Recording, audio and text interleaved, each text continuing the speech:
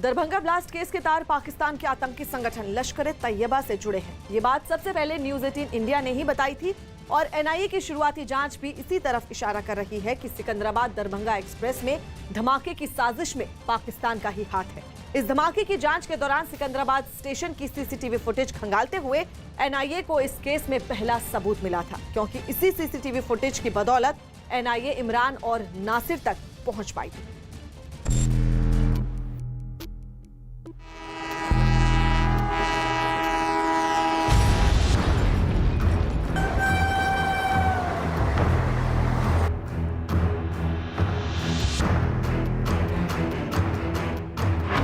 हाफिज की burning train वाली साजिश बेनकाब।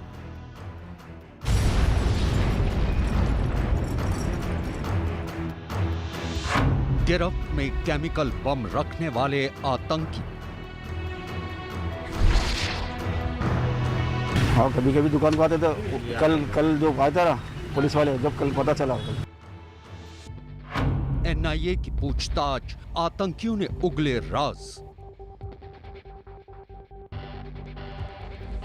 गौर से देखिए ये सीसीटीवी फुटेज। सीसीटीवी में नजर आ रहे यही वो दो आतंकी हैं जिन्होंने लश्कर सरगना हाफिज की बर्निंग ट्रेन वाली साजिश को अंजाम देने की कोशिश की थी। 15 जून का ये सीसीटीवी फुटेज तेलंगाना के सिकंदराबाद रेलवे स्टेशन का है। इसमें संदिग्ध आतंकी इमरान मलिक और मोहम्मद नासिर एक कार से पार्सल निकालकर बुकिंग के लिए ले जाते दिख रहे हैं। दरअसल 15 जून को लश्कर के ये दोनों आतंकी टैक्सी करके सिकंदराबाद रेलवे स्टेशन पर पहुंचे। कार की डिक्की से दोनों ने एक पार्सल बाहर निकाला और फिर इस पार्सल को लेकर स्टेशन के अंदर चले गए।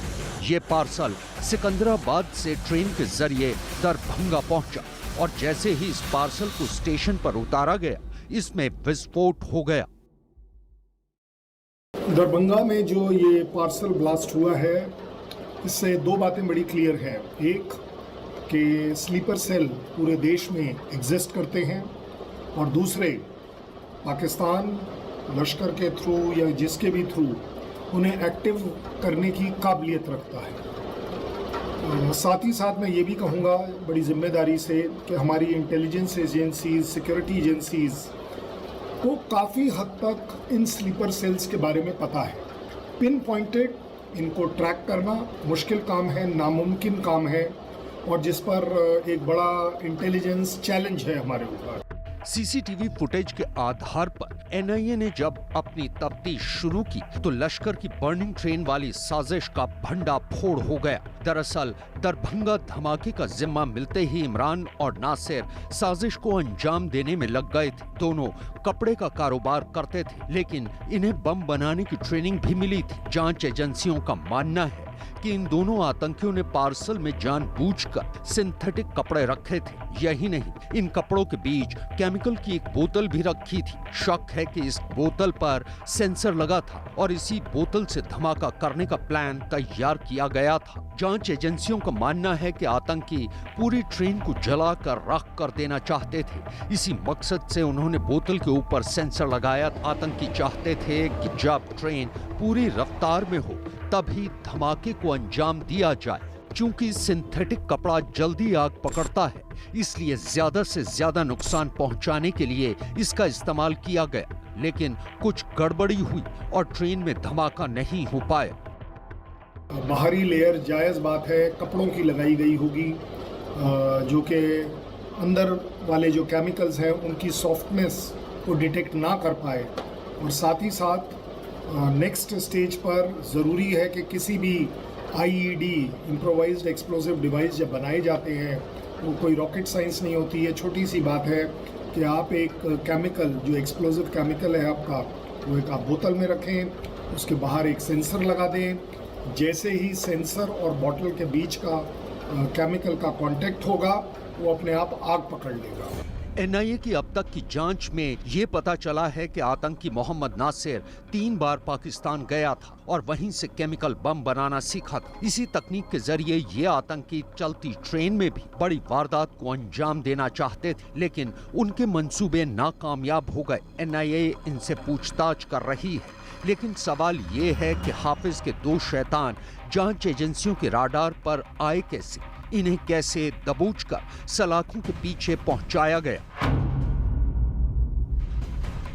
दरअसल सिकंदराबाद रेलवे स्टेशन के सीसीटीवी फुटेज से इन दोनों आतंकियों की पहचान हुई। इसके बाद एनआईए बर्निंग ट्रेन की साजिश रचने वाले इन दो आरोपियों तक पहुंच गई। जांच एजेंसी ने उनके ठिकानों पर छापे मारे और हैदराबाद से इन्हें गिरफ्त में ले लिया। ये दोनों जिस इलाके में रहते थे उसके आसपास रहने वालों और दुकानदारों से बातचीत कर उनके बारे में ज्यादा से ज्यादा जानकारी जुटाई जा रही है।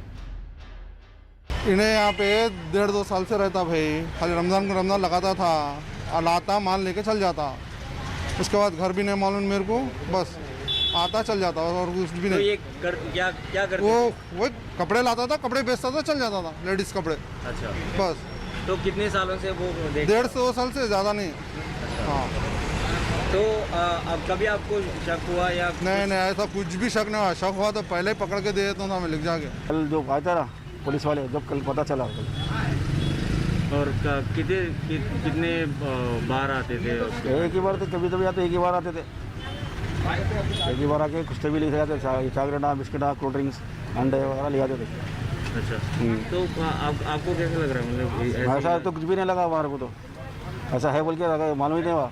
दोनों आतंकियों को तेलंगाना पुलिस के खुफिया विभाग से मिली जानकारी के आधार पर गिरफ्तार किया गया था। बताया जा रहा है कि दोनों की पहचान के बाद जांच एजेंसी तकनीकी सर्वेलेंस के जरिए इन पर नजर रख रही थी और जैसे ही एनआईए को पता चला कि आतंकी इमरान फ्लाइट के जरिए दिल्ली जाने वाला है, तो जांच एजेंसी ने दोनों को इनके हैदराबाद वाले घर से दबोच लिया। जानकारी के मुताबिक हैदराबाद से पकड़े गए दोनों आरोपी सगे भाई बताए जा रहे हैं। अब तक की पूछताछ में पता चला है कि नासिर ने लश्कर तैयबा के इकबाल खाना और आसिफ खाना से बम बनाने की ट्रेनिंग ली थी। अब तक मिली जानकारी के मुताबिक जांच एजेंसी ने यूपी से जिस सलीम को गिरफ्तार किया है उसके संबंध पाकिस्तान के इकबाल खाना से थे। दरभंगा में धमाके की जिम्मेदारी आईएसआई ने सलीम को दी थी और सलीम ने इस काम को अंजाम तक पहुंचाने की जिम्मेदारी हैदराबाद में रहने वाले दोनों भाइयों इमरान और नासिर को दी थी। खबर तो ये भी है कि सलीम को दरभंगा ट्रेन ब्लास्ट के लिए पाकिस्तान से हवाला के जरिए 1,60,000 रुपए भी मिले थे। इमरान और नासिर इससे पहले प्रतिबंधित संगठन सिमी के लिए भी काम कर चुके हैं और सिकंदराबाद दरभंगा एक्सप्रेस में धमाके से दहलाने के लिए इन दोनों को एक मोटी रकम दी गई थी। यही नहीं, ये भी पता चला है कि ये दोनों आतंकी दरभंगा के बाद भारत के दूसरे शहरों में भी ऐसी ही आतंकी वारदात को अंजाम देने की फिराक में थे। लश्कर के एक्टिव आतंकवादी जो उसके हैंडलर्स हैं पाकिस्तान में, जिस तरीके से वो अपने ऑपरेटिव्स को इस्तेमाल करते हैं और साथ ही साथ स्लीपर सेल को एक्टिवेट करते हैं, ये एक बड़ा चैलेंज है। इसके पीछे हाफिज सईद का अगर हाथ है तो मुझे लगता है कि हमें जड़ पर अगर जाएं और अगर जड़ में हाफिज सईद हैं तो मुझे लगता है जड़ का इलाज होना बहुत ज़रूरी है।